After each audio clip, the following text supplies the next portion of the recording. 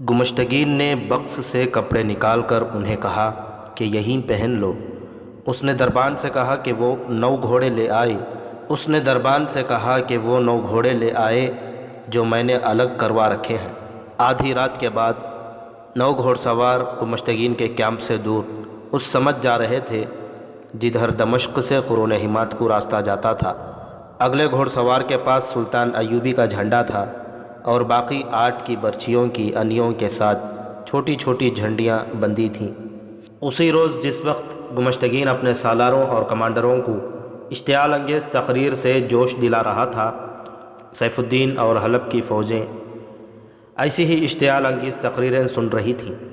حلب کا ایک سالار گھوڑے پر سوار اپنی فوج سے کہہ رہا تھا، یہ وہی صلاح الدین ہے جس نے حلب کا محاصرہ کیا تھا۔ تم نے اسی صلاح الدین کو، اس کی اسی فوج کو حلب سے بھگایا تھا۔ رب کعبہ کی قسم، یہ روایت جھوٹی ہے کہ صلاح الدین جس قلعے اور جس شہر کو محاصرے میں لیتا ہے اسے فتح کر کے دم لیتا ہے۔ وہ حلب کے محاصرے میں کیوں کامیاب نہیں ہوا؟ اس نے محاصرہ اٹھا کیوں لیا؟ صرف اس لیے کہ تم شیر ہو، تم جان پر کھیل جانے والے سرفروش ہو۔ تم نے شہر سے نکل کر اس پر جو حملے کیے تھے انہیں وہ برداشت نہ کر سکا۔ فتح اس کی ہوتی ہے جس پر خدا خوش ہوتا ہے۔ خدا ذوالجلال کی خوشنودی تمہیں حاصل ہے۔ صلاح الدین ایوبی پر خدا کیوں خوش ہوگا؟ وہ لٹیرا ہے، اس نے دمشق پر قبضہ کیا، اور اس شہر کے لوگوں کی اس نے جو حالت کی ہے وہاں جا کر دیکھو، کسی عورت کی عزت محفوظ نہیں رہی۔ ہمیں دمشق چھوڑ کر حلب آنا پڑا، ہمیں وہاں واپس جانا ہے، ہمیں صلاح الدین ایوبی سے انتقام لینا ہے۔ اور اللہ کے سپاہیوں، یہ نہ سوچنا کہ تم مسلمان ہو کر مسلمان فوج کے خلاف لڑنے جا رہے ہو۔ وہ مسلمان کافر سے بدتر ہے جو مسلمانوں کے شہروں کو فتح کرتا پھر رہا ہے۔ تم پر ایسے مسلمان کا قتل خدا نے فرض کر دیا ہے۔ خلافت کے محافظوں، تمہارے دشمن صلیبی نہیں، صلاح الدین ایوبی اور اس کی فوج ہے۔ صلیبیوں کو دشمن اس شخص نے بنایا ہے۔ نور الدین زنگی نے قوم پر سب سے بڑا ظلم یہ کیا ہے کہ صلاح الدین کو مصر کی امارت دے دی، ورنہ یہ شخص چھوٹے سے ایک جیش کی کمان کرنے کے قابل نہ تھا۔ میں اسے اپنی فوج میں سپاہی کی حیثیت سے بھی نہ رکھوں۔ آج اس شخص کی موت اسے ان چٹانوں میں لے آئی ہے۔ اب اس کے سامنے تمہاری تلواریں، تمہاری برچھیاں اور تمہارے گھوڑے ہوں گے، اور اس کے پیچھے چٹانیں اور پہاڑیاں ہوں گی۔ تم اسے اور اس کی فوج کو پیس کر رکھ دو گے۔ تمہیں حلب کی توہین اور بربادی کا انتقام لینا ہے۔ اگر تم نے صلاح الدین کو یہاں انہی پہاڑیوں میں ختم نہ کیا تو وہ سیدھا حلب پر آئے گا۔ اس کی نظریں حلب پر لگی ہوئی ہیں، وہ تمہیں اپنا غلام بنانا چاہتا ہے۔ تمہاری بہنیں اور بیٹیاں اس کے سالاروں کے حرم کی زینت بنیں گی۔ اگر میں جھوٹا ہوں تو نور الدین زنگی کا بیٹا جھوٹا نہیں ہو سکتا، سیف الدین والی موصل جھوٹا نہیں ہو سکتا، گمشتگین جھوٹا نہیں ہو سکتا۔ اگر اتنے امراء جھوٹے نہیں ہیں تو اکیلا صلاح الدین ایوبی جھوٹا ہے۔ یہی وجہ ہے کہ اسلام کی 3 فوجیں اسے کچلنے کے لیے آئی ہیں۔ تم سب سچے ہو، غیرت اور حمیت والے ہو۔ ثابت کر دو کہ غیرت اور حمیت کی خاطر تم اپنے بھائی کا بھی خون بہا سکتے ہو۔ فوج بظاہر خاموشی سے سن رہی تھی، لیکن اس کے اندر اشتعال نے طوفان بپا کر رکھا تھا۔ سالار نے حقائق پر پردہ ڈال کر فوج کے جذبات کو مشتعل کر دیا، اور فوج نعرے لگانے لگی، ہم غلام نہیں بنیں گے، صلاح الدین ایوبی زندہ نہیں رہے گا۔ ایک شور تھا جو زمین و آسمان کو ہلا رہا تھا۔ سیف الدین کے کیمپ کی بھی کیفیت جذباتی تھی، وہ بھی اپنی فوج کے جذبات کو بھڑکا رہا تھا۔ اس نے سپاہیوں کے لیے یہ سہولت بھی پیدا کر دی تھی کہ 2 علماء سے یہ فتویٰ لے لیا تھا کہ میدان جنگ میں روزہ فرض نہیں۔ تمام فوج خوش تھی۔ سیف الدین نے کہا کہ ہم اس وقت حملہ کریں گے جب صلاح الدین ایوبی کی فوج کا دمخم ٹوٹ چکا ہوگا، پھر ہماری منزل دمشق ہوگی۔ دمشق میں بے انداز دولت ہے جو تمہاری ہوگی۔ ادھر لشکروں اور فوجوں کی باتیں ہو رہی تھیں، ادھر سلطان صلاح الدین ایوبی کے کیمپ میں 6 8 10 چھاپا ماروں کے حساب سے اسکیمیں بن رہی تھیں۔ سلطان ایوبی نے اپنی فوج سے کوئی خطاب نہیں کیا، کوئی جوشیلی تقریر نہیں کی۔ اس کی نظر اس زمین پر تھی جس پر اسے لڑنا تھا۔ اس زمین کے خد و خال سے وہ زیادہ سے زیادہ جنگی فائدہ اٹھانا چاہتا تھا۔ اس نے جو بھی بات کی اپنے سینئر اور جونیئر کمانڈروں سے کی، اور وہ بھی حقیقت کی بات کی۔ کبھی کبھی وہ اس وجہ سے جذباتی ہو جاتا تھا کہ اس کے مسلمان بھائی فلسطین کے راستے میں حائل ہو گئے ہیں اور مسلمان کے ہاتھوں قتل ہوں گے۔ اس کا اس کے پاس کوئی علاج نہیں تھا۔ وہ صلح اور امن کے لیے ایلچی بھیج کر اپنی توہین کرا چکا تھا۔ اب وہ تصادم کے لیے پوری طرح تیار تھا۔ اس نے مصر سے آئی ہوئی کمک کو اپنی اسکیم کے مطابق تقسیم کر دیا تھا اور دشمن کے انتظار میں بے چین ہو رہا تھا۔ اس نے اپنے مشیروں سے اس خیال کا اظہار بھی کیا تھا کہ دشمن شاید یہ چاہتا ہے کہ پہاڑیوں سے نکل کر اس پر حملہ کیا جائے۔ سلطان ایوبی چٹانوں سے نکلنے سے گریز کر رہا تھا۔ وہ دشمن کو پہل کرنے کا موقع دے رہا تھا۔ وہ اگر چاہتا تو اپنے چھاپہ ماروں سے دشمن کے کیمپوں میں تباہی مچا سکتا تھا۔ یہ اس کا خصوصی جنگی طریقہ تھا، لیکن اس نے چھاپہ ماروں کو بھی استعمال نہ کیا۔ وہ دشمن کی چال اور حرکت دیکھ رہا تھا۔ دمشق میں نور الدین زنگی مرحوم کی بیوہ نے اپنا ایک اور محاذ کھول رکھا تھا۔ جب سے سلطان ایوبی دمشق سے نکلا تھا، اس عظیم عورت نے لڑکیوں کی ایک رضاکار فوج تیار کرنی شروع کر دی تھی۔ لڑکیوں کو، زخمیوں کو میدان جنگ سے اٹھانے، خون روکنے اور ابتدائی مرہم پٹی کی تربیت دی جاتی تھی، لیکن زنگی کی بیوہ انہیں تیغ زنی، نیزہ بازی اور تیر اندازی کی تربیت بھی دے رہی تھی۔ اس مقصد کے لیے اس نے چند ایک تجربہ کار مرد اپنے ساتھ رکھے ہوئے تھے۔ اسے معلوم تھا کہ سلطان ایوبی محاذ پر عورت کی موجودگی کو پسند نہیں کرتا، اور یہ تو سوچا بھی نہیں جا سکتا کہ وہ لڑکیوں کو فوج میں شامل کرے گا۔ اس کے باوجود زنگی کی بیوہ لڑکیوں کو جنگی تربیت دے رہی تھی۔ وہاں کیفیت یہ تھی کہ کسی کو یہ کہنے کی ضرورت ہی محسوس نہیں ہوتی تھی کہ وہ اپنی بیٹی کو مرہم پٹی وغیرہ کی تربیت کے لیے بھیجا کرے۔ لوگ اپنی بیٹیوں کو تربیت کے لیے بھیج کر فخر محسوس کرتے تھے۔ 10-12 سال کی عمر کے بچے اپنے طور پر لکڑی کی تلواریں بنا کر تیغ زنی کرتے رہتے تھے۔ زنگی کی بیوہ کی فوج میں 4 لڑکیوں کا اضافہ ہوا۔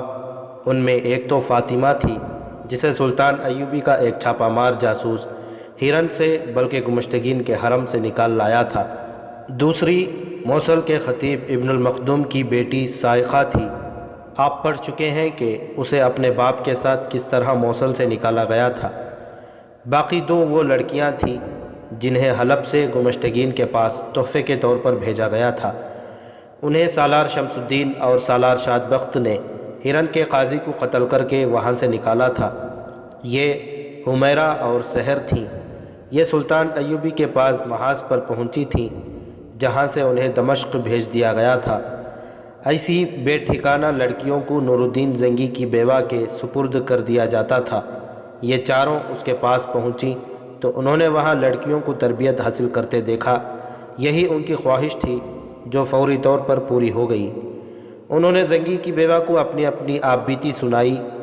وہ انہیں ان لڑکیوں کے سامنے لے گئی اور انہیں کہا کہ وہ تمام لڑکیوں کو تفصیل سے سنائے کہ دمشق کے قبضے میں ان پر کیا گزری ہے۔ چاروں نے اپنی کہانی سنائی۔ خطیب کی بیٹی منصورہ ذہنی طور پر زیادہ مستعد اور ہوشیار تھی۔ اس نے لڑکیوں سے کہا، عورت قوم کی آبرو ہوتی ہے۔ دشمن جب کسی شہر پر قبضہ کرتا ہے تو اس کی فوج سب سے پہلے عورتوں پر حملہ بولتی ہے۔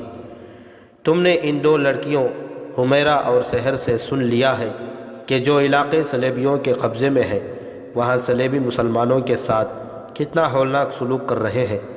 وہاں کسی مسلمان لڑکی کی عزت محفوظ نہیں۔ خدا نخواستہ دمشق بھی ان کے قبضے میں آ گیا تو تمہارا بھی وہی حشر ہوگا۔ اگر ہم نے خون کی قربانی دینے سے گریز کیا تو صلیبی ہمارے آقا بن کر رہیں گے۔ انہوں نے ہمارے بہت سے امرا کو خرید لیا ہے۔ اب صلیبی بھی تمہارے دشمن اور مسلمان امرا بھی تمہارے دشمن ہیں۔ اگر تم فتح حاصل کرنا چاہتی ہو تو انتقام کے جذبے کو زندہ پائندہ رکھو۔ میرے محترم والد کہا کرتے ہیں کہ جو قوم ان معصوموں کو فراموش کر دیتی ہے جو کفار کی بربریت کا شکار ہوتے تھے، وہ زیادہ دیر زندہ نہیں رہ سکتی۔ میری بہنوں، میں محترم سلطان صلاح الدین ایوبی کی مرید ہوں، ان کے نام پر سولی چڑھنے کو تیار ہوں، لیکن مجھے ان کا یہ اصول پسند نہیں کہ عورت محاذ پر نہ جائے۔ انہوں نے جو سوچا ہے ٹھیک ہی سوچا ہے، لیکن عورت کو کمزور سمجھا جا رہا ہے۔ نوجوان اور خوبصورت لڑکیوں کو حرموں میں ٹھونس دیا جاتا ہے، ہمیں مرد کی تفریح کا ذریعہ بنا دیا جاتا ہے۔ اس طرح قوم کی آدھی قوت بیکار ہو کر رہ گئی ہے۔ دشمن لشکر لے آتا ہے، اس کے مقابلے میں ہماری فوج آدھی بھی نہیں ہوتی۔ ہم مردوں کے دوش بدوش لڑیں گے اور فوج کی کمی پوری کریں گے۔ میں موصل میں جاسوسوں کے گروہ میں رہی ہوں، میں اس محاذ پر لڑ کر آئی ہوں۔ یہ میرے والد کی غلطی تھی کہ انہوں نے جذبات میں آ کر والی موصل پر اپنے اصل خیالات کا اظہار کر دیا۔ اگر وہ نہ پکڑے جاتے تو وہاں ہمارے ارادے کچھ اور تھے، ہم وہاں تباہ کاری نہ کر سکے اور ہمیں وہاں سے نکلنا پڑا۔ ان چاروں لڑکیوں کی آپ بیتی اور منصورہ کی باتوں سے لڑکیوں کے جذبے کی شدت میں اضافہ کر دیا۔ ان میں سے 400 لڑکیاں تربیت حاصل کر کے تیار ہو چکی تھیں، انہیں محاذ کے لیے روانہ کیا جانے لگا۔ چاروں لڑکیوں نے چند دنوں میں کچھ تربیت حاصل کر لی تھی، انہیں روک لیا گیا، لیکن ان میں انتقام کا جذبہ اتنا زیادہ تھا کہ وہ اسی جیش کے ساتھ محاذ پر جانے کی ضد کرنے لگیں۔ فاطمہ، حمیرہ اور سحر کی ضد اتنی سخت تھی کہ تینوں رو پڑیں، ان کی آنکھوں میں خون اترا ہوا تھا۔ زنگی کی بیوہ نے انہیں بھی 400 کے اس جیش میں شامل کر لیا، ان کے ساتھ 100 مردوں کو بھیجا گیا۔ یہ رضاکار تھے، انہوں نے لڑنے کی تربیت حاصل کر لی تھی۔ ان کا کمانڈر حجاج ابو وقاص تھا۔ نور الدین زنگی کی بیوہ نے حجاج ابو وقاص کو ایک تحریری پیغام دے کر کہا کہ یہ سلطان صلاح الدین ایوبی کو دے دینا، میں نے سب کچھ لکھ دیا ہے، تم انہیں یہ بتانا ہے کہ یہ لڑکیاں زخمیوں کی دیکھ بھال کے لیے تیار کی گئی ہیں۔ تم ایک بار پھر سن لو، ان لڑکیوں اور رضاکار محافظوں کو اپنے ساتھ رکھنا۔ سب کو شب خون مارنے کی تربیت دی گئی ہے اور لڑکیاں بھی لڑ سکتی ہیں۔ زخمیوں کو سنبھالنے کے بہانے تم سب لڑو گے، فوج کے سامنے رکاوٹ نہ بن جانا۔ جہاں موقع ملے دشمن کو کمزور کرو۔ میں نے لڑکیوں کو بتا دیا ہے کہ وہ دشمن کے ہاتھ میں نہ آئے۔ وہ خود کہتی ہیں کہ پکڑے جانے کا خطرہ ہوا تو اپنی تلوار سے اپنے آپ کو ختم کر دیں گے۔ 400 لڑکیوں اور 100 رضاکار مردوں کا یہ دستہ گھوڑوں پر سوار دمشق سے روانہ ہوا تو سارا شہر امٹ کر باہر آ گیا۔ لوگوں نے جانے والوں پر پھول برسائے، اس قسم کی صدائیں بلند ہو رہی تھیں، واپس نہ آنا، آگے جانا۔ صلاح الدین ایوبی سے کہنا کہ دمشق کی تمام عورتیں آئیں گی، اللہ تمہیں فتح دے، اسلام کا کوئی دشمن زندہ نہ رہے۔ شہر کے بہت سے آدمی گھوڑوں اور اونٹوں پر سوار دور تک اس جیش کے ساتھ گئے۔ رمضان کا مہینہ تھا، راستے میں ایک رات پڑاؤ کرنا تھا۔ افطاری کے وقت سے کچھ دیر پہلے یہ قافلہ ایک جگہ رک گیا۔ لڑکیاں کھانے کی تیاریوں میں مصروف ہو گئیں اور مرد خیمے نصب کرنے لگے۔ اپریل کا مہینہ تھا، راتیں سرد ہو جاتی تھیں۔ گھوڑوں کے اس قافلے کے ساتھ اونٹ بھی تھے جن پر خیمے لدے ہوئے تھے، لیکن خیموں میں برچھیاں، تلواریں اور تیر و کمان لپٹے ہوئے تھے۔ سورج غروب ہونے سے پہلے 12 گھوڑ سوار آ گئے۔ یہ سلطان ایوبی کے چھاپہ مار تھے جو دمشق سے محاذ پر جانے والے راستے کی حفاظت میں گھوم پھر رہے تھے۔ انہوں نے لڑکیوں اور رضاکاروں کے قافلے کو دیکھ لیا تھا۔ ان 8 سواروں کو اپنی طرف آتا دیکھ کر امیر کارواں حجاج ابو وقاص آگے بڑھا۔ چھاپہ ماروں کا کمانڈر انطانون تھا۔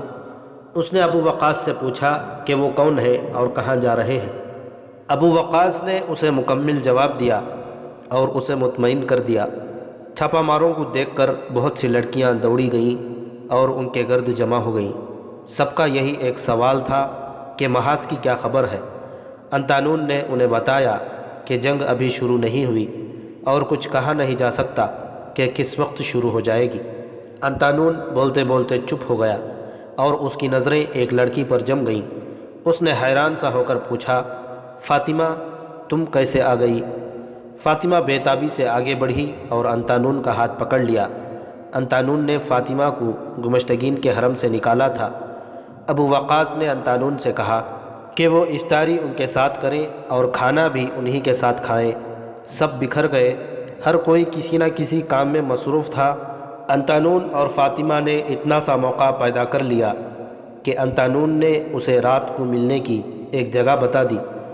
دشمن سے دور اس ویرانے میں اذان کی صدائے مقدس گونجی۔ سب نے روزہ افطار کیا، نماز پڑھی اور کھانا کھایا۔ سب دن بھر کے تھکے ہوئے تھے، جنہیں سونا تھا وہ سو گئے۔ لڑکیوں نے ٹولیوں میں بٹ کر گیت گانے شروع کر دیے۔ چھاپہ ماروں نے ان سے کچھ دور اپنا ڈیرا جما لیا۔ انطانون اپنی پارٹی کو یہ کہہ کر چلا گیا کہ وہ ادھر ادھر دیکھ بھال کرنے جا رہا ہے۔ فاطمہ چپکے سے لڑکیوں میں سے غائب ہو گئی۔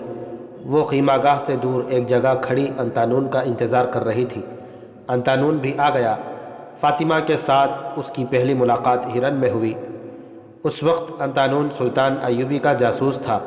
اس نے اس لڑکی کو صرف اس لیے پھانسا تھا کہ وہ ہرن کے حکمران اور سلطان ایوبی کے دشمن گمشتگین کی حرم کی لڑکی تھی۔ اسے وہ اپنی جاسوسی کے لیے استعمال کرنا چاہتا تھا۔ حالات کچھ ایسے ہوئے کہ فاطمہ نے ایک صلیبی مشیر کو قتل کر دیا اور انطانون گرفتار ہو کر فرار ہوا اور فاطمہ کو ساتھ لے آیا۔ سلطان ایوبی نے فاطمہ کو دمشق بھیج دیا اور انطانون اپنی درخواست پر چھاپہ مار دستے میں شامل ہو گیا۔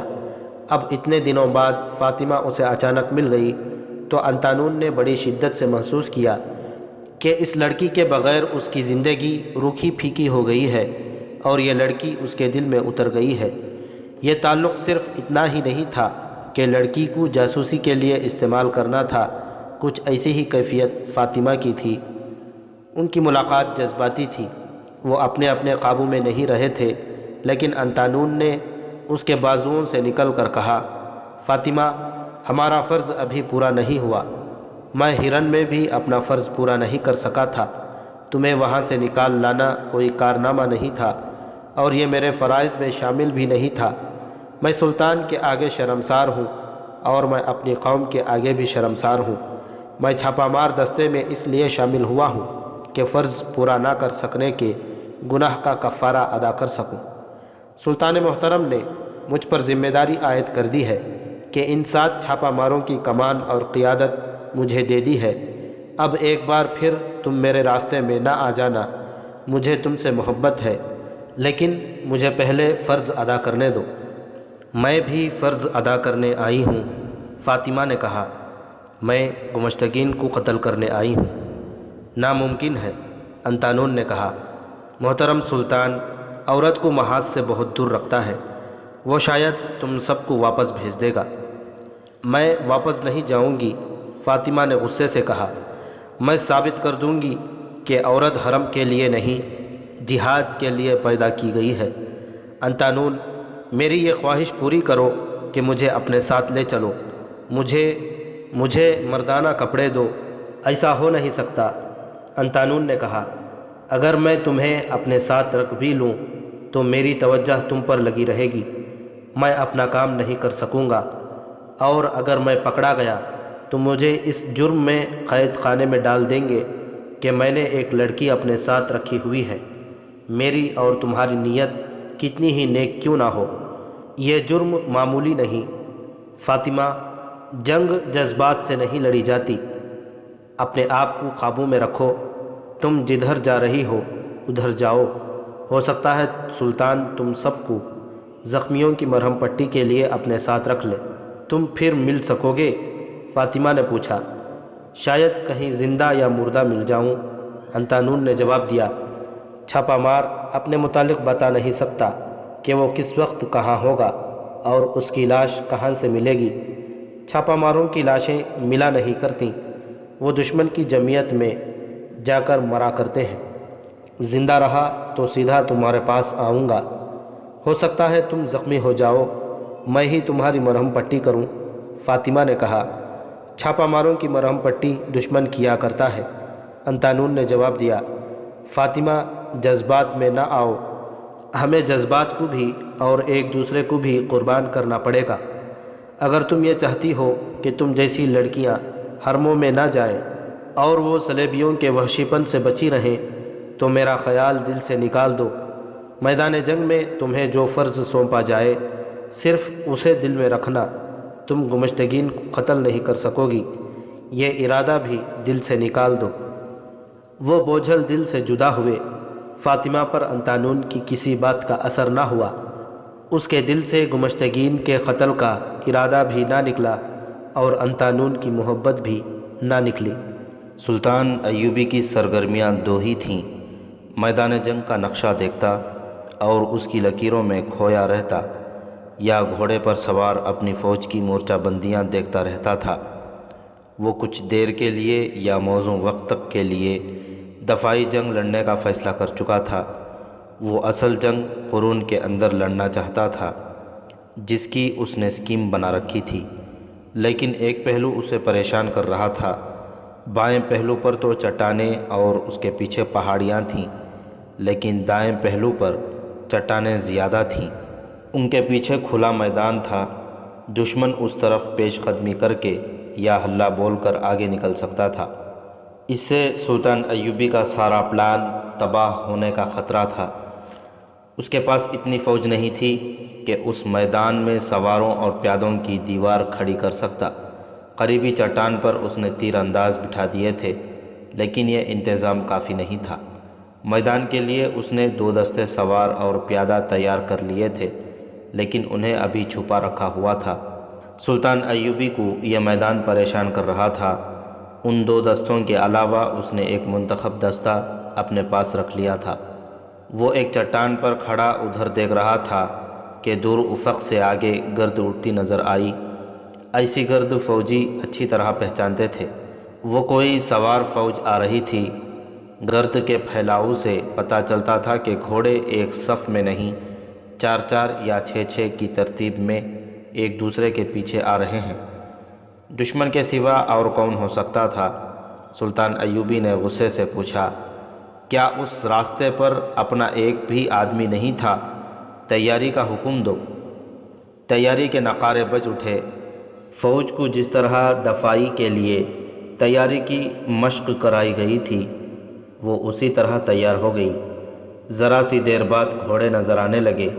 ان کی چال دشمن والی یا حملے والی نہیں تھی۔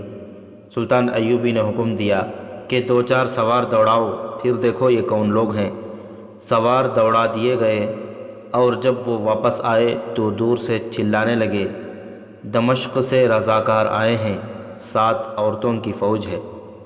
عورتوں کی فوج؟ سلطان ایوبی نے حیران ہو کر پوچھا، عورتوں کی فوج؟ اس نے ذرا توقف سے سکون کی آہ لے کر کہا، یہ فوج میری بیوہ بہن نے تیار کر کے بھیجی ہوگی۔ زنگی محروم کی بیوہ ہی یہ کام کر سکتی ہے۔ سلطان ایوبی نے ہنسنا شروع کر دیا۔ عینی شاہدوں کا بیان ہے کہ وہ اتنا کبھی نہیں ہنسا تھا۔ ہنستے ہنستے وہ سنجیدہ ہو گیا اور اپنے پاس کھڑے سالاروں سے کہنے لگا، میری قوم کی بچیاں تمہیں فتح یاب کر کے دم لیں گی۔ ہم کیوں نہ مر مٹیں ان بچیوں کی آبرو پر، لیکن میں انہیں واپس بھیج دوں گا۔ اگر ایک بھی لڑکی دشمن کے ہاتھ چڑھ گئی تو میں مر کر بھی چین حاصل نہیں کر سکوں گا۔ وہ چٹان سے اتر کر آگے چلا گیا۔ لڑکیوں اور رضاکاروں کی فوج قریب آ گئی۔ اس کا کمانڈر ابو وقاص گھوڑے سے اتر کر سلطان ایوبی کے پاس آیا۔ سلام کے بعد نور الدین زنگی کی بیوہ کا تحریری پیغام دیا۔ اس نے لکھا تھا، میرے بھائی، اللہ تمہاری حامی و ناصر ہو۔ میرا شوہر زندہ ہوتا تو تم اتنے سارے دشمنوں کے سامنے اکیلے نہ ہوتے۔ میں تمہاری کوئی مدد نہیں کر سکتی، جو مجھ سے ہو سکتا تھا وہ پیش کر رہی ہوں۔ ان لڑکیوں کو میں نے زخمیوں کو سنبھالنے اور زخمیوں کی مرہم پٹی کی تربیت دلائی ہے۔ دوائیوں کا ذخیرہ بھی بھیج رہی ہوں۔ 100 رضاکار بھی ساتھ ہیں۔ بوڑھے فوجیوں نے انہیں جنگی تربیت دی ہے۔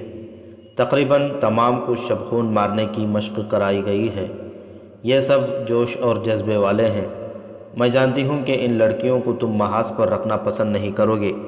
میں تمہارے خیالات سے آگاہ ہوں، لیکن یہ خیال رکھنا کہ تم نے انہیں واپس بھیج دیا تو دمشق والوں کا دل ٹوٹ جائے گا۔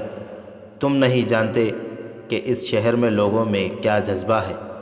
مرد تو محاذ پر جانے کو تیار ہیں، عورتیں بھی تمہاری قیادت میں لڑنے کو بےتاب ہیں۔ اس جیش کو سارے شہر نے عقیدت اور ولولے سے رخصت کیا ہے۔ یہاں تو بچے بھی فوجی تربیت حاصل کر رہے ہیں، تمہیں فوج کی کمی محسوس نہیں ہوگی۔ پیغام پڑھ کر سلطان ایوبی کے آنسو نکل آئے۔ اس نے لڑکیوں کی طرف دیکھا، وہ تھی تو لڑکیاں، لیکن گھوڑوں پر وہ سپاہی لگتی تھیں۔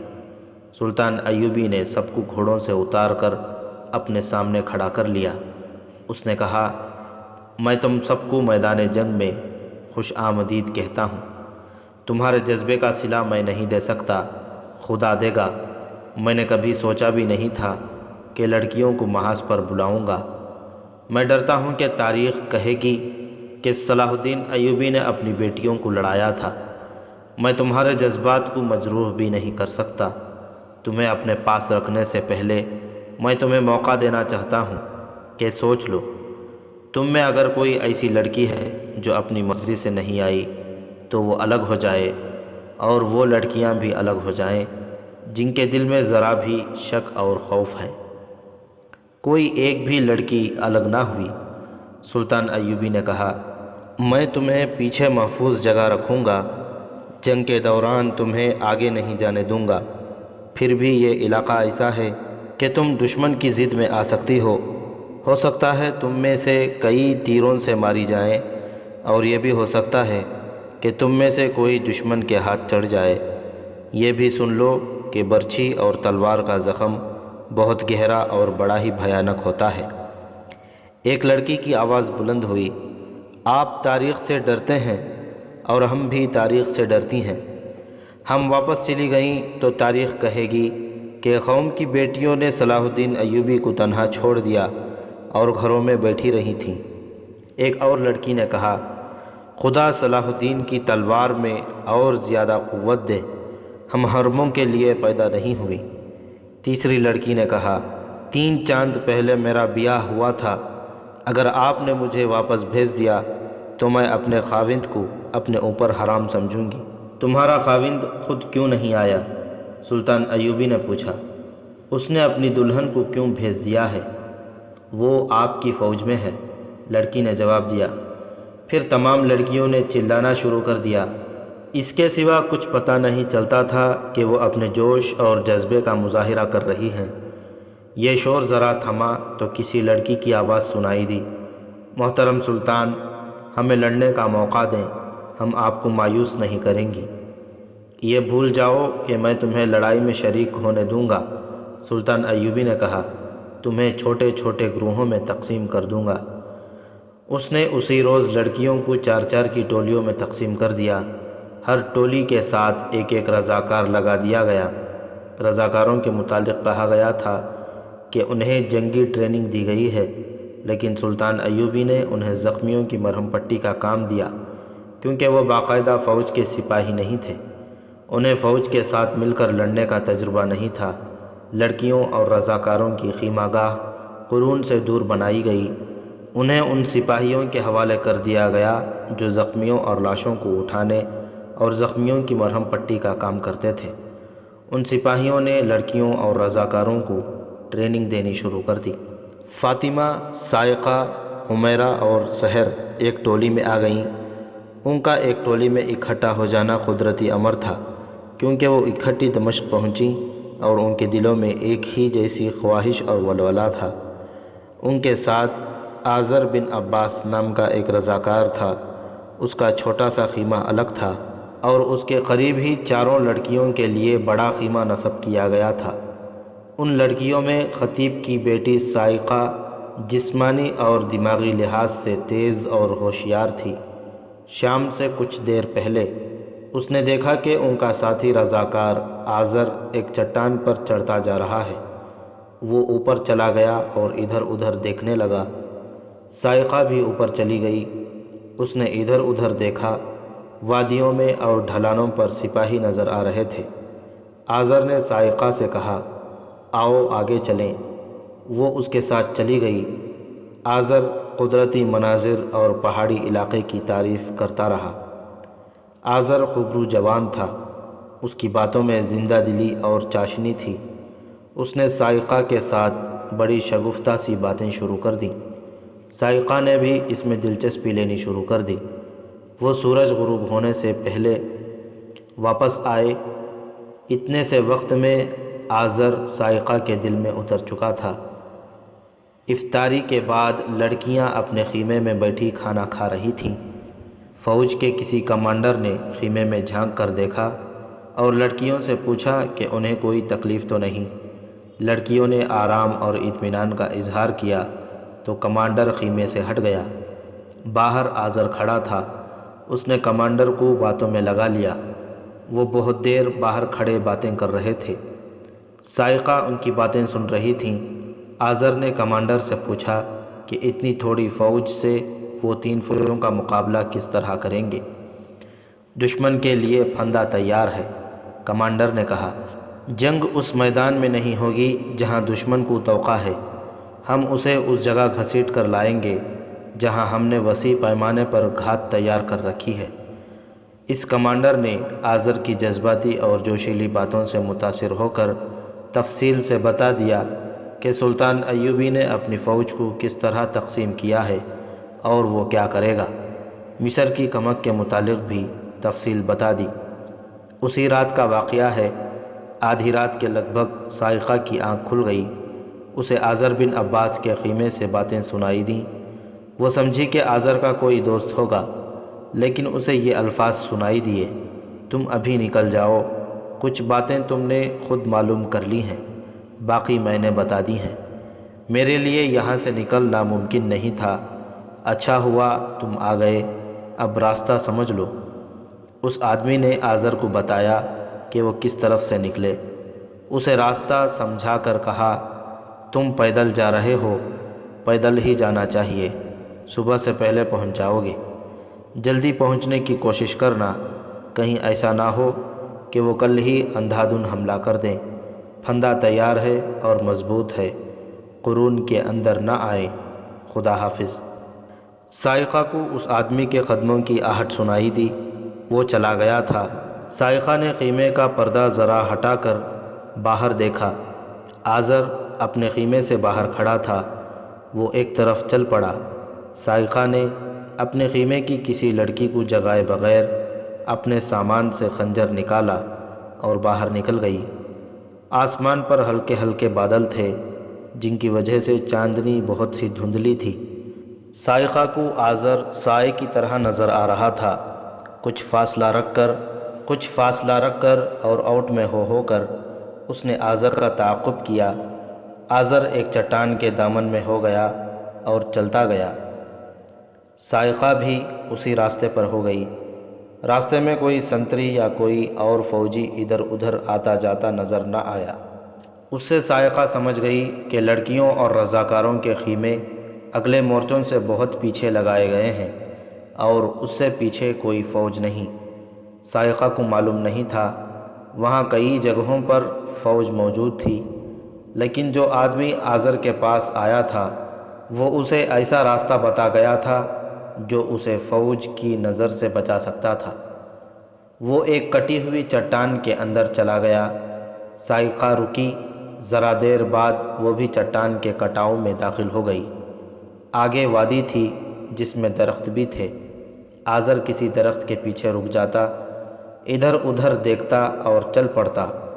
سائقہ کے بھی چلنے، رکنے اور چھپنے کا انداز یہی تھا۔ کچھ دور اونچی پہاڑی کا دامن آ گیا۔ آزر چلا جا رہا تھا اور سائقہ اس کے پیچھے پیچھے تھی۔ اس پہاڑی کے اندر تنگ سا درہ تھا۔ آزر اس میں داخل ہو گیا۔ سائقہ بھی اس میں داخل ہوئی تو یک ہوا کے تیز و تند جھونکے نے اس کے پاؤں اکھاڑ دیے اور اس کا جسم سن ہونے لگا۔ آزر نے کسی شک کی بنا پر پیچھے دیکھا اور رک گیا۔ سائقہ بڑے سے ایک پتھر کے پیچھے بیٹھ گئی۔ آزر آگے کچل پڑا۔ سائقہ اٹھی اور جس طرف پہاڑی کا سایہ تھا اس طرف ہو گئی۔ درے سے باہر نکلے تو کھلا میدان تھا۔ آزر تیز چل پڑا۔ سائقہ نے بھی رفتار تیز کر دی۔ لیکن وہ عورت تھی، بہت سا فاصلہ طے کر چکی تھی، ٹھنڈ بھی تھی اور نیچے پتھر تھے، وہ تھک گئی۔ یہ تو اس کا جذبہ تھا جو اسے تعاقب میں چلائے جا رہا تھا۔ اب وہ اس سوچ میں پڑ گئی کہ اس تعاقب کا انجام کیا ہوگا۔ اگر آزر دوڑ پڑا تو وہ اس تک نہیں پہنچ سکے گی۔ وہ جس شک پر اس کے تعاقب میں گئی تھی وہ یقین میں بدل چکا تھا۔ آزر دشمن کی طرف جا رہا تھا۔ سائقہ نے تعاقب کا یہ پہلو تو سوچا ہی نہیں تھا۔ وہ اسے پکڑے یا پکڑوائے گی کیسے؟ اب تو وہ بہت تیز چل پڑا تھا۔ اگر اسے پکڑنا ہی تھا تو یہ دو بدو مقابلہ تھا۔ سائقہ کے پاس خنجر تھا، اس نے خنجر زنی کی تربیت موصل میں اپنے باپ سے لی تھی، لیکن وہ صرف تربیت تھی، دشمن سے کبھی مقابلہ نہیں ہوا تھا۔ یہ دشمن تنومند مرد تھا، کیا سائقہ اسے زیر کر کے پکڑ سکے گی؟ وہ سوچتی گئی اور تیز چلتی گئی۔ آزر اچانک رک گیا اور اس نے پیچھے دیکھا۔ سائقہ کے قریب ایک درخت تھا۔ وہ پھرتی سے درخت کی اوٹ میں ہو گئی۔ درخت کے ساتھ جگہ ذرا بلند تھی اور وہاں پتھر تھے۔ سائقہ کا پاؤں پتھروں پر پھسلا اور وہ گر پڑی۔ رات کے سکوت میں پتھروں کی آواز بہت اونچی سنائی دی۔ آزر پیچھے کو آیا۔ سائقہ نے اسے آتے دیکھ لیا۔ وہ اٹھی نہیں، درخت کے پیچھے بیٹھ گئی اور آزر کو دیکھتی رہی۔ اس نے خنجر نکال لیا۔ آزر درخت کے بالکل قریب آ گیا تو سائقہ نے دیکھا کہ اس کے ہاتھ میں ننگی تلوار تھی۔ آزر درخت سے ذرا آگے ہوا تو سائقہ نے اس کے پاؤں پر جھپٹا مارا اور اس کے دونوں ٹخنے پکڑ لیے۔ وہ اب پیٹ کے بل تھی۔ اس نے پوری طاقت سے آزر کے ٹخنے پیچھے کو کھینچے۔ وہ منہ کے بل گرا۔ دوسرے لمحے سائقہ اس کی پیٹھ پر گھٹنے رکھ چکی تھی اور اس کے خنجر کی نوک آزر کی گردن پر تھی۔ یہ عمل 2-3 سیکنڈ میں مکمل ہو گیا۔ ایک لڑکی ایک ہٹے کٹے جوان کو اپنے گھٹنوں اور جسم کے تمام تر وزن سے بے بس نہیں کر سکتی تھی، لیکن گردن پر خنجر کی نوک نے آزر کو حرکت نہ کرنے دی۔ اس کی تلوار اس کے ہاتھ سے چھوٹ کر پرے جا پڑی تھی۔ کون ہو تم؟ آزر نے پیٹ کے بل بے بس پڑے ہوئے کہا۔ جس کے ہاتھ سے تم بچ کر نہیں جا سکو گے، سائقہ نے جواب دیا۔ تم عورت ہو؟ ہاں، سائقہ نے جواب دیا، میں عورت ہوں جسے تم اچھی طرح جانتے ہو، میرا نام سائقہ ہے۔ اوہ پاگل لڑکی، آزر نے ہنس کر کہا، تم نے کیا مذاق کیا ہے؟ میں تو ڈر ہی گیا تھا۔ ہٹو، اترو، اپنا خنجر ہٹا لو، میری کھال میں اتر رہا ہے۔ یہ مذاق نہیں آزر، تم کہاں جا رہے ہو؟ خدا کی قسم میں کسی اور لڑکی کے پیچھے تو نہیں جا رہا، آزر نے دوستانہ لہجے میں کہا۔ تم سے زیادہ اچھی کوئی لڑکی ہے ہی نہیں، میں تمہیں دھوکہ تو نہیں دے رہا۔ مجھے نہیں، تم میری قوم کو دھوکہ دینے جا رہے ہو، سائقہ نے کہا۔ تم مجھے سب سے زیادہ اچھی لڑکی سمجھتے تھے اور میں نے تمہیں سب سے زیادہ اچھا مرد سمجھا تھا، مگر اب نہ میں تمہارے لیے اچھی ہوں نہ تم میرے لیے اچھے ہو۔ فرض نے جذبات پر مہر ثبت کر دی ہے۔ تم اپنا فرض ادا کرنے چلے تھے، میں اپنا فرض ادا کر رہی ہوں۔ اگر تم میرے خاوند ہوتے، میرے جسم اور روح کے مالک اور میرے بچوں کے باپ ہوتے، تو بھی میرا خنجر تمہاری گردن پر ہوتا۔ تم نے مجھے کیا سمجھ کر گرا لیا ہے؟ آزر نے پوچھا۔ نام کا مسلمان اور صلیبیوں کا جاسوس، سائقہ نے کہا۔ تم صلیبیوں کے دوستوں کو بتانے جا رہے ہو کہ احتیاط سے حملہ کرنا اور قرون کے اندر نہ آنا۔ تم گوار لڑکی کیا جانو جاسوس اسے کہتے ہیں، آزر نے کہا۔ میں دشمن کو دیکھنے جا رہا تھا، میں جانتی ہوں جاسوس کیسے ہوتے ہیں، سائقہ نے کہا۔ میں بہت بڑے جاسوس کی بیٹی ہوں، ابن المخدوم ککبوری کا نام کبھی سنا ہے؟ وہ موصل کے خطیب تھے، میں ان کے گروہ کی جاسوس ہوں۔ میں نے اپنے باپ کو موصل کے قید خانے کے تہخانے سے نکلوا کر فرار کرایا ہے اور خود ان کے ساتھ موصل سے فرار ہو کر آئی ہوں۔ تم اناڑی جاسوس ہو۔ تجربہ کار جاسوس دور جا کر باتیں کیا کرتے ہیں، کسی کے خیمے کے پاس کھڑے ہو کر راز کی باتیں نہیں کیا کرتے۔ تم رضاکار بن کر آئے تھے، یہاں کیا کر رہے ہو؟ میرے اوپر سے اٹھو، آزر نے کہا۔ خنجر ہٹاؤ، میں ایک ضروری بات کرنا چاہتا ہوں۔ تمہاری زبان آزاد ہے، سائقہ نے کہا۔ کہو، ضروری بات کہو، میں سن رہی ہوں۔ آزر خاموش ہو گیا، اس کا جسم بے حس ہو گیا۔ اس نے ماتھا زمین سے لگا دیا۔ سائقہ کے سامنے اب یہ مسئلہ آ گیا تھا کہ اسے باندھے کیسے اور وہاں سے کس طرح لے جائے۔ اگر اسے قتل کرنا ہوتا تو اس کے لیے مشکل نہیں تھا۔ وہ اسے زندہ سلطان ایوبی کے پاس لے جانا چاہتی تھی، چونکہ وہ خود جاسوسوں کے گروہ کے ساتھ رہ چکی تھی، اس لیے جانتی تھی کہ جاسوسوں کو زندہ پکڑا جاتا ہے۔ اسے یہ خیال آیا کہ ارد گرد کہیں اپنے سپاہی ہوں گے۔ اس نے بڑی ہی بلند آواز سے کہا، کوئی ہے تو پہنچو، آؤ آؤ آؤ۔ پھر اس نے آہو آہو کی آوازیں بلند کیں۔ آزر جو بے بس ہو گیا تھا، اچانک اتنی زور سے اچھلا کہ سائقہ جو اس کی پیٹھ پر گھٹنے دبا کر بیٹھی ہوئی تھی، لڑک کر ایک طرف جا پڑی۔ آزر تلوار کی طرف لپکا۔ سائقہ نے بجلی کی تیزی سے اٹھ کر آزر کو پیچھے سے اتنی زور سے دھکا دیا کہ وہ آگے کو گرا۔ سائقہ نے تلوار اٹھا لی۔ آزر دوڑ پڑا۔ اس کے لیے مقابلہ کرنے کے بجائے نکل بھاگنا زیادہ ضروری تھا۔ سائقہ شور مچاتی اس کے پیچھے دوڑی۔ اس کے پاؤں میں بلا کی تیزی آ گئی تھی۔ دور کہیں گشتی سنتری گشت کر رہے تھے۔ انہیں سائقہ کا واویلا سنائی دیا تو دوڑے آئے۔ آگے ندی تھی، آزر کو رکنا پڑا۔ سائقہ پہنچ گئی اور دونوں سنتری بھی پہنچ گئے۔ آزر نے ندی میں چھلانگ لگا دی۔ سائقہ چلائی، جانے نہ دینا، جاسوس ہے، زندہ پکڑو۔ سنتری بھی ندی میں کود گئے اور آزر پکڑا گیا۔ اسے باہر لائے، لیکن ایک لڑکی کو دیکھ کر وہ غلط فہمی میں مبتلا ہو گئے۔ وہ سمجھے کہ یہ کوئی اور گڑبڑ ہے۔ ان کے پوچھنے پر سائقہ نے انہیں بتایا کہ وہ کون ہے اور محاذ پر کس طرح پہنچی ہے، اور یہ آدمی رضاکار بن کے آیا ہے لیکن مشتبہ ہے۔ اسے سلطان صلاح الدین ایوبی کے پاس لے چلو۔ سنو میرے دوستوں، آزر نے سنتریوں سے کہا، تمہیں یہاں کیا ملتا ہے؟ چند سکوں اور 2 وقت کی روٹی کی خاطر مرنے آئے ہو؟ میرے ساتھ چلو، شہزادے بنا دوں گا، اس جیسی لڑکیوں کے ساتھ شادی کراؤں گا، دولت سے مالا مال کر دوں گا۔ ہم تمہارے ساتھ چلیں گے، ایک سنتری نے کہا۔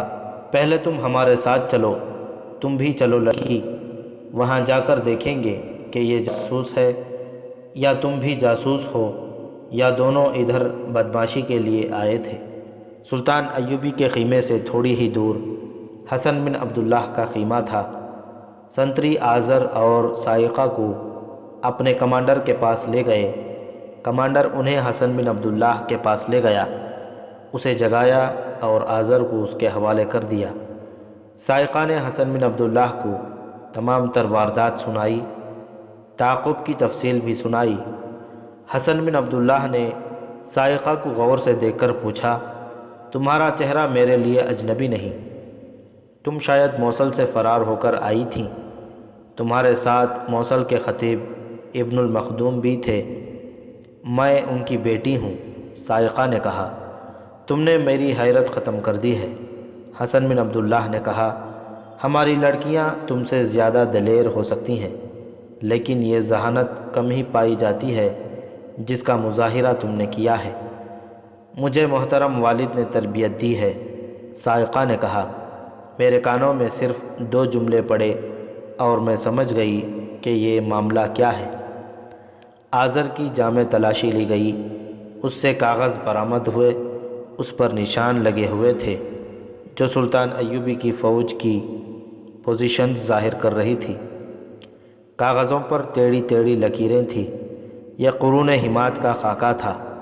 صاف معلوم ہوتا تھا کہ سلطان ایوبی کا مکمل دفاعی پلان دشمن کے پاس جا رہا تھا۔ آذر بھائی، حسن بن عبداللہ نے آذر کو کاغذات دکھاتے ہوئے کہا، ان کے بعد کسی شک کی گنجائش رہ گئی ہے تو بتا دو، پھر میں تمہیں آزاد کر دوں گا۔ اگر بے گناہ ہو تو بولو، مجھے یقین دلاؤ تم مسلمان ہو۔ خدائے ذوالجلال کی قسم۔ حسن بن عبداللہ نے اس کے منہ پر سیدھا گھونسا اس قدر زور سے مارا کہ آذر کئی قدم پیچھے پیٹ کے بل گرا۔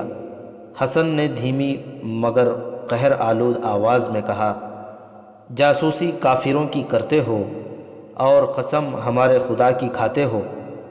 میں تم سے یہ نہیں پوچھ رہا کہ تم جاسوس ہو یا نہیں، میں یہ پوچھ رہا ہوں کہ یہاں تمہارے جتنے ساتھی ہیں ان کے نام بتا دو اور بتاؤ کہ وہ کہاں کہاں ہیں۔ میں مسلمان ہوں، آذر نے التجا کی، سب کچھ بتا دوں گا، مجھے بخش دو، میں اگلی صف میں لڑوں گا۔ پہلے میرے سوالوں کا جواب دو، حسن بن عبداللہ نے کہا۔ اب تم مجھ پر اپنی کوئی شرط نہیں ٹھونس سکتے۔ وہ ہٹ کا پکا معلوم ہوتا تھا، بولا، میں اکیلا ہوں۔ اس لڑکی نے تمہارے خیمے سے جس دوسرے آدمی کی باتیں سنی تھیں وہ کون تھا؟ میں نے اسے پہچانا نہیں تھا، آذر نے جواب دیا۔ وہ اندھیرے میں آیا اور اندھیرے میں چلا گیا تھا۔ حسن بن عبداللہ نے اپنے دو آدمیوں کو بلایا اور کہا، اسے لے جاؤ اور پوچھو کہ اس کے ساتھی کون ہیں اور کہاں ہیں۔ اس نے سائقہ سے کہا، تم جا کر سو جاؤ، فجر کی نماز کے بعد تمہیں بلائیں گے۔ سلطان ایوبی جب فجر کی نماز پڑھ کر آیا تو حسن بن عبداللہ اس کے ساتھ تھا۔ اس نے سلطان ایوبی کو بتایا کہ خطیب ابن المخدوم کی بیٹی نے رات ایک جاسوس پکڑا ہے۔ اس نے سارا واقعہ سنایا تو سلطان ایوبی نے کہا، اسلام کی بیٹیوں کا یہی کردار تھا۔ اگر ہم نے اپنے کلمہ گو دشمنوں کو خون سے لکھا ہوا سبق نہ پڑھایا تو وہ قوم کی بیٹیوں کا کردار ختم کر دیں گے۔ وہ جاسوس کہاں ہے؟ ابھی آپ اسے نہ دیکھیں، حسن بن عبداللہ نے کہا۔ میں اس کا سینہ خالی کر لوں تو اسے آپ کے پاس لے آؤں گا۔ خوبرو جوان ہے، اپنے آپ کو دمشق کا باشندہ کہتا ہے، یہاں رضاکار بن کے آیا تھا۔ اس وقت آذر ایک درخت کے ٹہن کے ساتھ الٹا لٹکا ہوا تھا۔ اس کا سر زمین سے گز 1.5 گز اوپر تھا، نیچے انگاریں دہک رہے تھے۔ ایک سپاہی تھوڑی تھوڑی دیر بعد آگ میں کچھ پھینکتا تھا جس کے دھوئیں سے آذر تڑپتا اور کھانستا تھا۔ حسن بن عبداللہ نے اسے نیچے اتروایا۔ اس کی آنکھیں سوج گئی تھیں، سارا خون چہرے پر آ گیا تھا، وہ کھڑا نہ رہ سکا۔ تھوڑی دیر غشی کی حالت میں زمین پر پڑا رہا۔ اس کے منہ میں پانی ٹپکایا گیا۔ اس نے آنکھیں کھولیں تو حسن بن عبداللہ نے کہا، یہ بسم اللہ ہے، نہیں بولو گے تو تمہارا ایک ایک جوڑ الگ کیا جائے گا۔ اس نے پانی مانگا۔ حسن بن عبداللہ نے کہا، دودھ پلاؤں گا، میرے سوال کا جواب دو۔ اور اس نے ایک سپاہی سے کہا، دودھ لے آؤ اور ایک گھوڑا اور ایک رسا بھی لے آؤ۔ رسا اس کے پاؤں کے ساتھ باندھ کر گھوڑے کے ساتھ باندھ دو۔ آذر نے 2 نام بتا دیے، یہ دونوں رضاکار تھے، ان میں رات والا آدمی بھی تھا۔ اس نے دمشق کے اڈے کی بھی نشاندہی کر دی۔ حسن بن عبداللہ نے اسی وقت دونوں رضاکاروں کو پکڑنے کا حکم دے دیا اور آذر کو سلطان ایوبی کے پاس لے گیا۔ کہاں کے رہنے والے ہو؟ سلطان ایوبی نے پوچھا۔ دمشق کا۔ کس کے بیٹے ہو؟ آذر نے ایک جاگیردار کا نام بتایا۔ میں شاید اسے جانتا ہوں، سلطان ایوبی نے کہا۔ وہ دمشق میں ہے؟ جب الملک الصالح کی فوج دمشق سے بھاگی تھی تو وہ بھی حلب چلا گیا تھا اور تمہیں جاسوسی کے لیے پیچھے چھوڑ گیا تھا، سلطان ایوبی نے کہا۔ میں خود ہی دمشق میں رہ گیا تھا، آذر نے کہا۔ میرے باپ نے ایک آدمی کے ہاتھ حلب سے پیغام بھیجا تھا کہ میں جاسوسی کروں، مجھے پوری ہدایات ملی تھیں۔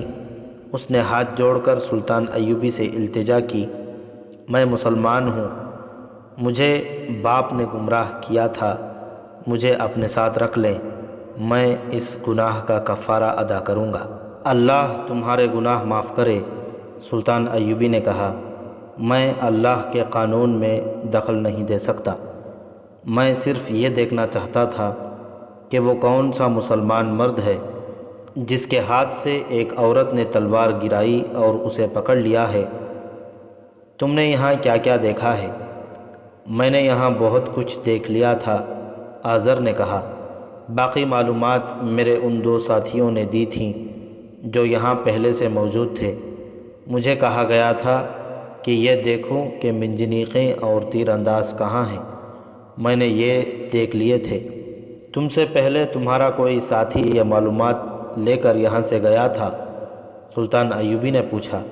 نہیں، آذر نے جواب دیا، ہم تینوں کے سوا یہاں اور کوئی نہیں۔ تمہیں احساس ہے کہ تم کتنے خوبرو اور وجیحہ جوان ہو؟ سلطان ایوبی نے پوچھا، اور کیا تم جانتے ہو کہ ایک لڑکی نے تمہیں کس طرح گرا لیا تھا؟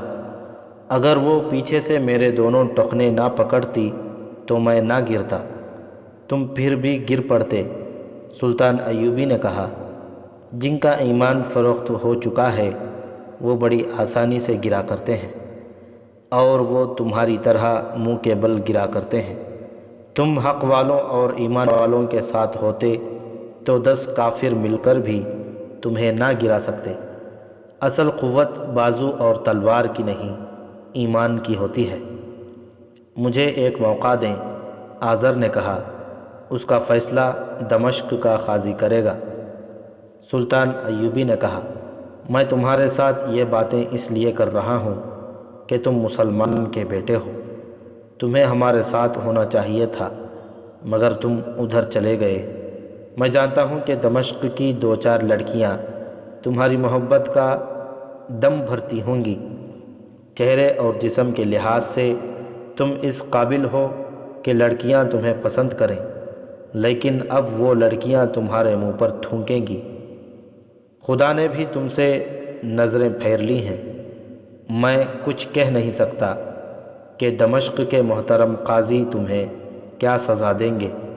اگر وہ سزائے موت دیں تو جتنی دیر زندہ ہو اللہ سے گناہ کی بخشش مانگتے رہنا، کم از کم مرنے سے پہلے مسلمان ہو جانا۔